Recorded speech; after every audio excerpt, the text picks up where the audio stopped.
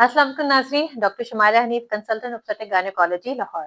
आज की जो वीडियो है उसमें हम बात करेंगे विजाइनल या perineal tears during normal delivery.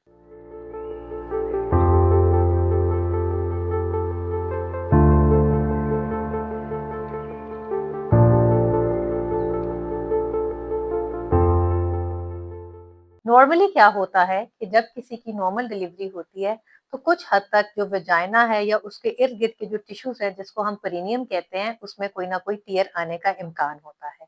ये देखने में आया है कि 90% केसेस में नॉर्मल डिलीवरी के दौरान किसी किस्म का टीयर होना एक मामूल की बात है। ये एक नॉर्मल मैनिफेस्टेशन है डिलीवरी के दौरान।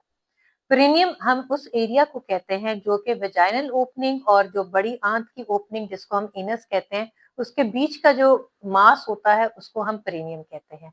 सो नॉर्मल डिलीवरी के दौरान वेजाइना के अंदर भी टीयर आ सकते हैं और पेरिनियम में भी टीयर आ सकता है जिसमें मसल इन्वॉल्वमेंट ही होती है। कई दफा जो ये टीयर है ये नीचे की तरफ या पीछे की तरफ जाता हुआ बड़ी आंत को इन्वॉल्व कर सकता है। कभी कभी ये जो टीयर है ये ऊपर की तरफ जाता है और मसाने के जो ओपनिंग है जिसको हम यूरेथ्रा कहते हैं उसके इर्द गिर्द भी टीयर आ सकता है जिसको हम पेरी यूरेथ्रल टीयर कहते हैं। तो किसी किस्म का भी टीयर हो सकता है नॉर्मल डिलीवरी के दौरान, क्योंकि ऑब्वियसली जब बेबी डिलीवर होता है एक वेजाइनल कैनाल से तो वेजाइनल कैनाल भी स्ट्रेच हो रही होती है, उसके इर्द गिर्द का टिश्यू भी बहुत ज्यादा स्ट्रेच होके उसमें टीयर आ सकता है। अगर हम इसको क्लासिफाई करें कि कितने टाइप्स ऑफ टीयर्स हैं तो इसकी 4 टाइप्स ऑफ टीयर्स होते हैं, जिसमें फोर्थ टाइप ऑफ जो टीयर है जो सबसे सिवियर टाइप ऑफ टीयर हम कहते हैं। First, second, third, fourth degree tears के नाम से हम इसको जानते हैं। जो फर्स्ट डिग्री टीयर है इसमें विजाइना की जो स्किन है इसमें मामूली सी कोई लैसरेशन या टीयर आ सकता है। कई दफा इसको स्टिच करने की जरूरत भी नहीं पड़ती। जो सेकंड डिग्री टीयर आता है इसमें विजाइनल स्किन भी इन्वॉल्व होती है और इसके साथ इर्द गिर्द का मसल जो कि पेरिनियम का मसल है वो इन्वॉल्व होता है। जो मोस्ट कॉमनेस्ट टीयर जो चाइल्ड बर्थ के दौरान देखने में आया है वो सेकंड डिग्री टीयर है और इसको स्टिच करने की जरूरत पड़ती है। थर्ड डिग्री टीयर में वजाइनल स्किन इन्वॉल्व होती है, उसके इर्द गिर्द का पेरिनियल मसल इन्वॉल्व होता है और वो टीयर एक्सटेंड होते हुए पखाने की जो नाली की ओपनिंग है जिसको हम एनस कहते हैं उसको इन्वॉल्व कर जाता है और इसमें स्पेसिफिकली एनल स्फिंक्टर के मसल्स इन्वॉल्व होते हैं। अब एनल स्फिंक्टर के मसल्स का बेसिकली फंक्शन किसी भी इंसान में ये है कि जब भी कोई स्टूल पास करता है तो उसको कंट्रोल करता है। जब भी पास करना हो तो उसके कंट्रोल के निजाम के लिए इन एनल स्फिंक्टर का मसल का बहुत ही अहम रोल है। तो थर्ड डिग्री टीयर में ये एनल स्फिंक्टर का मसल भी डैमेज हो जाता है और ऑब्वियसली थर्ड डिग्री टीयर को भी स्टिच करने की जरूरत पड़ती है। इससे आगे जो ज्यादा स्वेरिटी वाला टीयर है वो फोर्थ डिग्री टीयर है, जिसमें वेजाइना की स्किन, पेरिनियल मसल, एनल स्विंक्टर और फिर बड़ी आंत की जो इंग्लिश में हम उसको रेक्टम कहते हैं या मेडिकली रेक्टम कहते हैं वो भी इन्वॉल्व हो जाता है।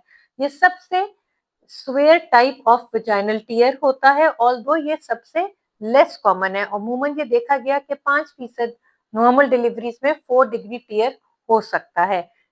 क्योंकि ये इसमें रेक्टम भी इन्वॉल्व होता है, हमेशा इसको जब स्टिच किया जाता है आपको थिएटर में शिफ्ट किया जाता है और अगर किसी ने एपिड्यूरल नहीं लगाया तो उनको किसी फॉर्म का एनर्जीजिया या एनेस्थीसिया की जरूरत पड़ती है और उसके बाद ही ये स्टिच किया जाता है। किन खवातीन में ये वेजाइनल टीयर्स होने के चांसेस ज्यादा है? वो खवातीन जिनकी फर्स्ट डिलीवरी है, जिनका एक्सपेक्टेड बेबी का वजन 3.6 kg से ज्यादा है, जिनकी प्रोलॉन्ग्ड लेबर का दौरानिया रहा है, उनमें भी ये टीयर होने के चांसेस ज्यादा हैं। जिनकी डिलीवरी के दौरान फॉर्सेप्स या वैक्यूम यूज हुए हैं उनमें भी हो सकता है, ये प्रॉब्लम हो सकती है। और एक के बेबी की जब बेबी का हेड डिलीवर होता है तो बेबी की हेड की पोजीशन क्या होती है? नॉर्मली जब बेबी का हेड डिलीवर होता है तो बेबी का फेस डाउनवर्ड्स होता है, पर कुछ केसेस में हेड की पोजीशन ऐसी होती है कि बेबी का डिलीवरी के टाइम पे फेस अपवर्ड्स होता है। इन केसेस में वेजाइनल टीयर्स या पेरिनियल टीयर्स होने के चांसेस ज्यादा होते हैं। सबसे कॉमनेस्ट जो टीयर है वो सेकंड डिग्री टीयर है और सबसे लीस्ट कॉमनेस्ट जो टीयर है वो third and fourth degree tears होते हैं। नॉर्मली जब भी स्टिच किया जाता है डिसॉल्वेबल स्टिचेस यूज किए जाते हैं, अमूमन जो फर्स्ट सेकंड डिग्री टीयर्स होते हैं वो 2 हफ्ते में बिल्कुल हील कर जाते हैं। कुछ केसेस जो थर्ड और फोर्थ डिग्री टीयर्स होते हैं उनको इनसे ज्यादा टाइम भी लग जाता है। अमूमन पेशेंट को जब भी टीयर आते हैं डिस्कम्फर्ट तो होता ही है, जो अमूमन पेन किलर से सेटल हो जाता है। पर अगर किसी का थर्ड फोर्थ डिग्री टीयर है तो कई दफा डिस्कम्फर्ट 1 से 2 महीने तक रह सकता है। जब भी किसी के कोई भी डिग्री का टीयर हो तो उनको स्पेसिफिक इंस्ट्रक्शंस दी जाती हैं कि घर जाके उन्होंने अपने वेजाइनल टीयर्स की क्या एहतियात करनी है। आपने अपने जख्म को हमेशा सुबह दोपहर शाम पानी से साफ करना है और उसके ऊपर टिश्यू पेपर से उसको सुखा देना है। आपके डॉक्टर ने आपको कोई भी ऑइंटमेंट दी होगी जिसके अंदर एंटीबायोटिक भी होती है और उसके अंदर नमिंग क्रीम भी होती है ताकि आपके वो एरिया सुन रहे। वो आपने ज्यादा से ज्यादा मरतबा कई दिन में बहुत दफा अपने स्टिचेस पे लगाना है। और आपको 6 बाथ्स भी एडवाइस किए जाते हैं, यानी कि एक टब के अंदर नीम गर्म पानी लेके उसमें बेशक आप डिटॉल डाल सकते हैं और आप कुछ मिनट तक उसके अंदर बैठे ताकि उस एरिया का टकोर हो सके। कभी किसी के बहुत ज्यादा पेन हो तो आप आइस पैक्स भी रख सकते हैं। बाजार में या फार्मेसी में आपको नमिंग स्प्रेज भी मिलते हैं, वो भी आप अपने स्टिच के एरिया पे स्प्रे कर सकते हैं ताकि आपको पेन ना हो। आपके डॉक्टर ने आपको एंटीबायोटिक्स भी एडवाइस की होंगी और आपको उन्होंने ओरल फॉर्म में पेन किलर्स भी एडवाइस की होंगी जो आपने बाकायदगी से लेनी है। कई दफा कई खवातीन को बैठने में दुश्वारी पेश आती है क्योंकि बैठते वक्त भी पीठ के ऊपर जब बैठा जाता है तो स्टिच एरिया में डिस्कम्फर्ट और पेन हो जाती है। उसके लिए हमेशा रिकमेंड किया जाता है कि आप फार्मेसी से डोनेट शेप एक पिलो होता है वो ले लीजिएगा ताकि जब आप उस पर बैठते हैं तो आपकी जो पीठ है वो थोड़ी सी हवा में रह जाती है और उसके ऊपर डायरेक्ट बैठते वक्त प्रेशर नहीं पड़ता। तो ये कोई एहतियात आपको घर में जरूर अपनानी चाहिए जिससे आपको कोई इसमें डिस्कम्फर्ट या पेन ना हो और आपके स्टिचेस जो है वो जल्दी से जल्दी हील हो जाए। कई दफा जो कॉम्प्लिकेशंस इन प्रीनियल टीयर्स के साथ देखने में आई है वो है कि इसमें इन्फेक्शन हो सकती है, इसमें ब्लीडिंग हो सकती है, पेन हो सकती है, पेनफुल इंटरकोर्स हो सकता है और कभी कभी खासतौर पे अगर थर्ड फोर्थ डिग्री टीयर है तो कई दफा स्टूल पास करने का जो कंट्रोल का मैकेनिज्म है वो थोड़ा सा अफेक्ट हो जाता है।